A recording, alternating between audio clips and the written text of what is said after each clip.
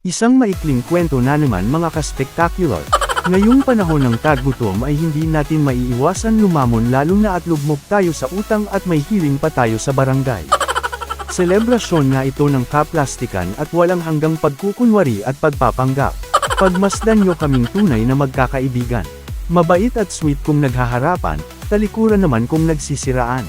Una sa listahan ng babaeng ito na 10 kilo ang minukbang kahit walang lasa daw nung kanyang tinikman.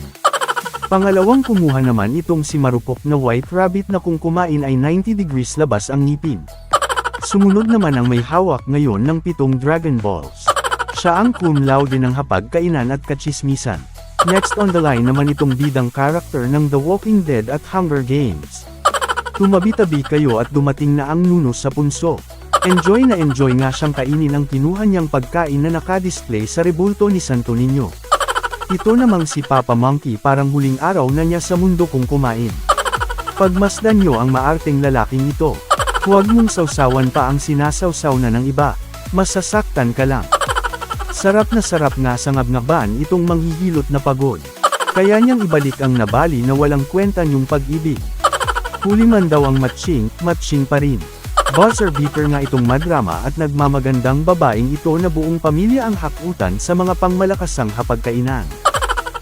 Solved na nga ang lahat sa gabing ito. Kung may alam kayong kasal, birthday, grand opening o libing ay handa kami sa lahat ng pangyayari. At ito ang aking maikling kwento.